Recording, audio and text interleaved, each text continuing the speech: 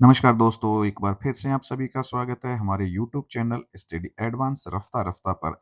आज हम इस क्लास में बात करने वाले हैं class 11th NCERT geography book है हमारी फंडामेंटल ऑफ फिजिकल ज्योग्राफी यानी भौतिक भूगोल के मूल सिद्धांत। इसका चैप्टर नंबर है 13 ओशियन वाटर सर्कुलेशन, समुद्री पानी का संचरण।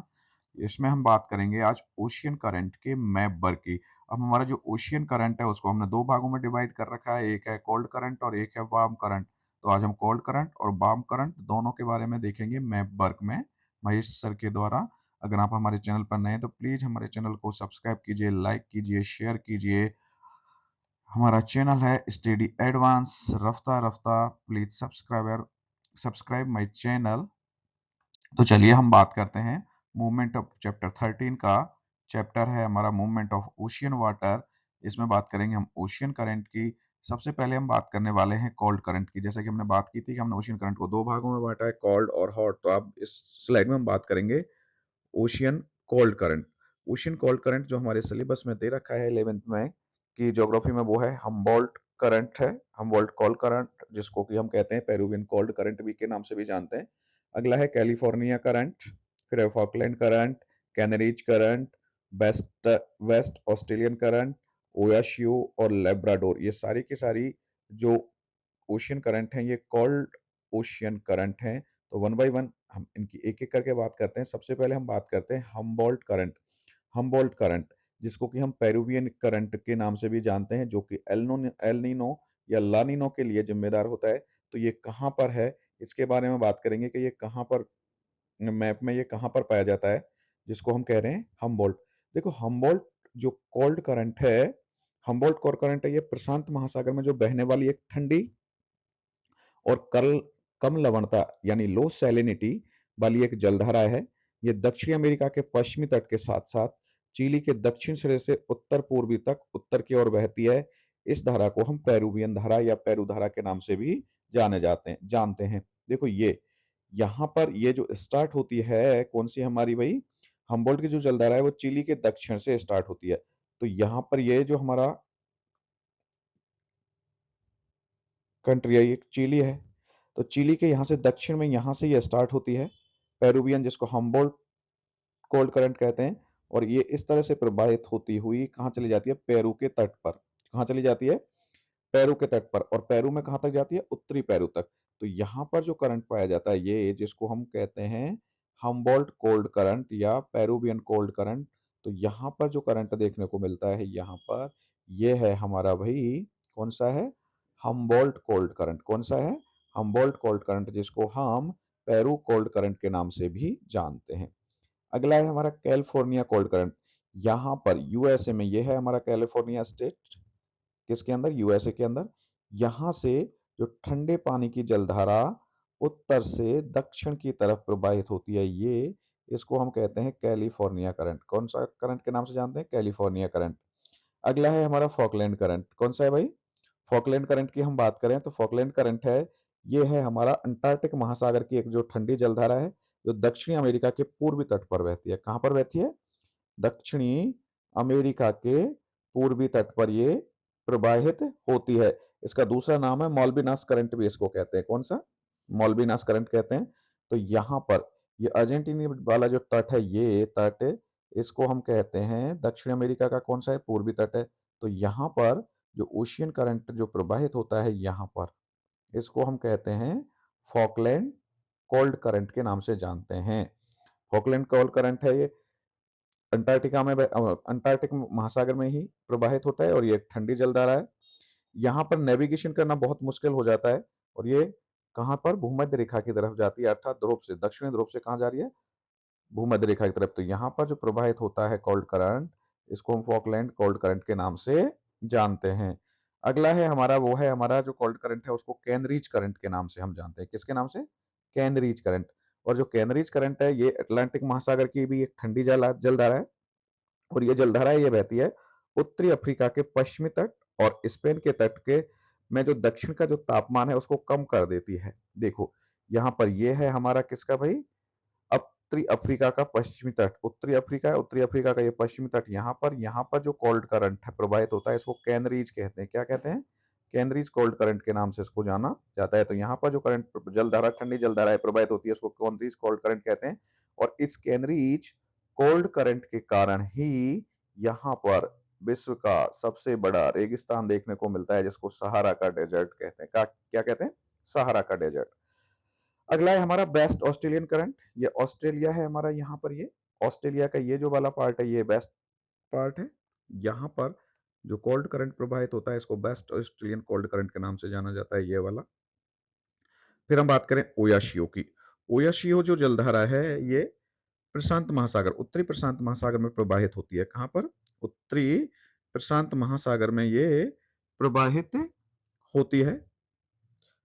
ओयाशियो ओयाशियो है ये उत्तरी प्रशांत महासागर में प्रवाहित होने वाली एक धारा है। इसको काली धारा के नाम से भी हम जानते हैं। जापान के पूर्वी तट से प्रवाहित होती है। कहां पर? जापान के पूर्वी तट से ये प्रवाहित होती है। यहां पर देखो ओयाशियो की हम बात कर रहे हैं तो ये यहां से प्रवाहित होती है। ये जापान की के तट के पास बहने वाली कोल्ड करंट है। ये यहां पर जो कोल्ड करंट देखने को मिलता है इसको ओयाशियो कोल्ड करंट के नाम से जानते हैं। किसके नाम से? ओयाशियो के कोल्ड करंट के नाम से जाना जाता है। ठीक है भाई। अगला है हमारा लेब्राडोर। लेब्राडोर एक ठंडी जलधारा है जो कि उत्तरी अटलांटिक महासागर में प्रवाहित होती है। ये आर्कटिक महासागर से स्टार्ट होकर लेब्राडोर के तट के साथ दक्षिण की ओर बहती है और न्यूफाउंडलैंड के आसपास से ये गुजरती है। और एक जगह है जिसका नाम है नोवा स्कॉटियो। नोवा स्कॉटियो, यहाँ पर ये कनाडा के जो पूर्वी तट के साथ दक्षिण की तरफ बहती रहती है और नोवा स्कॉटियो के पास आकर ये एक गर्म जलधारा से मिलती है जिसका नाम है गल्फ स्ट्रीम। ये यहाँ पर जो जलधारा दिखा रखी है, कोल्ड करंट दिखा रखा है, ये लेब्राडोर कोल्ड करंट है। कौन सा है भाई? लेब्राडोर कोल्ड करंट है जो यहाँ पर ये प्रवाहित हो रहा है। ये लेब्राडोर कोल्ड करंट है और यहाँ पर नोवा स्कॉटियो के पास यहाँ पर आकर ये किससे मिल जाती है? गल्फ स्ट्रीम गर्म जलधारा से मिल जाती है। और ये क्षेत्र सबसे ज्यादा मछली पालन के लिए फेमस है क्योंकि जहाँ ठंडी और गर्म जलधाराएं मिलती हैं वहां कुहासा सा बन जाता है। इस स्लाइड में हम बात करेंगे महासागरीय धाराओं में और वो है हमारी ठंडी जलधाराएं। सबसे पहले हम बात करेंगे हम्बोल्ट जलधारा की। हम्बोल्ट जलधारा ये यहाँ पर जो जलधारा प्रवाहित होती है चिली के तट के पास और फिर पेरुवियन के तट पर जाती है। यहाँ पर जो प्रवाहित होने वाली जो जलधारा है ये है हमारी हम्बोल्ट जलधारा। कौन सी है भाई? हम्बोल्ट जलधारा है। कौन सी जलधारा है? हम्बोल्ट की जलधारा के नाम से इसको जाना जाता है। नेक्स्ट है हमारी कैलिफोर्निया जलधारा। ये है हमारा यूएसए। यूएसए का यहाँ पर जो ये क्षेत्र है कैलिफोर्निया का क्षेत्र है और यहाँ पर जो जलधारा प्रवाहित होती है इसको हम कहते हैं कैलिफोर्निया की ठंडी जलधारा। ये जो जलधारा है कैलिफोर्निया की ठंडी जलधारा है। ठीक है। फिर करें फॉकलैंड जलधारा। फॉकलैंड जलधारा है ये प्रवाहित होती है अर्जेंटीना के पास, यानी कह सकते हैं दक्षिणी अमेरिका के पूर्वी तट पर ये जो जलधारा प्रवाहित हो रही है ये फॉकलैंड की ठंडी जलधारा है। ये यहाँ पर जो जलधारा प्रवाहित हो रही है फॉकलैंड की ठंडी जलधारा है। अगला है कैनरी जलधारा। कैनरी जलधारा है ये यहाँ पर अफ्रीका के पश्चिमी तट पर प्रवाहित होती है। यहाँ पर जो जलधारा प्रवाहित होती है ये है हमारी कैनरी जलधारा। कौन सी है ये? केंद्रीय जलधारा है जो यहाँ पर प्रवाहित हो रही है ये।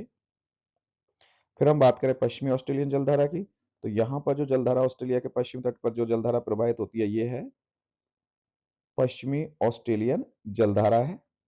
ओयाशियो की बात करें तो ओयाशियो जलधारा है ये जापान के पास प्रवाहित होती है। यहाँ पर जो जलधारा प्रवाहित होती है ये इसको हम कहते हैं ओयाशियो जलधारा। कौन सी है भाई? ओयाशियो जलधारा के नाम से जाना जाता है। लेब्राडोर जलधारा की हम बात करें तो लेब्राडोर हमारी जो जलधारा है जो यहाँ पर जो जलधारा प्रवाहित हो रही है ठंडी जलधारा, ये लेब्राडोर जलधारा है। कौन सी है भाई? लेब्राडोर कोल्ड करंट है। ये लेब्राडोर कोल्ड करंट था हमारा। ये था हमारा कैनरीज। कौन सा कोल्ड करंट था? यहाँ पर जो ये प्रवाहित हो रहा था ये तो कैनरीज है और ये लेब्राडोर है। तो ये थी हमारी ठंडी जलधाराएं। अब हम बात करें गर्म जलधाराओं की, तो गर्म जलधाराओं में हम बात करेंगे अलास्का, ब्राजीलियन, अगुल्हास, कुरुशियो और गल्फ स्ट्रीम की। गर्म जलधाराएं, गर्म जलधाराओं में सबसे पहली जलधारा है वो है अलास्का की जलधारा। ये जो क्षेत्र है ये अलास्का है। यहाँ पर जो पानी प्रवाहित होता है यहाँ ये हमारा अलास्का की जलधारा है। किसकी है भाई? अलास्का की जलधारा है जो यहाँ पर प्रवाहित होती है। अगुलहास की हम बात करें तो मेडागास्कर और अफ्रीका का जो पूर्वी तट है, यहाँ पर जो जलधारा प्रवाहित होती है ये ये जो जलधारा है कहाँ से? विषुवत रेखा से ध्रुवों की ओर प्रवाहित होती है, ये अगुलहास जलधारा है। क्यूरोशियो की बात करें तो क्यूरोशियो जलधारा है ये जापान के पास, यानी यहाँ पर जो जलधारा इस तरह से प्रवाहित हो रही है ये है क्यूरोशियो जलधारा। कौन सी है भाई? क्यूरोशियो जलधारा। गल्फ स्ट्रीम की बात करें तो गल्फ स्ट्रीम है ये हमारी जलधारा यहाँ से स्टार्ट होती है और इस तरह से ये आगे बढ़ती चली जाती है। ये जो जलधारा है ये हमारी गल्फ स्ट्रीम जलधारा है जो सबसे बड़ी गर्म जलधारा के रूप में जानी जाती है। फिर हम बात करें ब्राजीलियन जलधारा की तो ब्राजीलियन हॉट करंट है वो यहाँ पर ब्राजील के तट के पास यहाँ पर जो प्रवाहित होता है ये है हमारा ब्राजीलियन हॉट करंट। तो ये था हमारा मैकबर्ग क्लास 11th का चैप्टर, था हमारा 13 महासागरीय जल का संचरण। को अगर हमारा वीडियो पसंद आया हो तो प्लीज इसको क्या कीजिएगा भाई, लाइक कीजिए, शेयर कीजिए और सब्सक्राइब कीजिए। आप सभी को धन्यवाद कि आपने हमारे इस वीडियो को देखा। Thank you very much.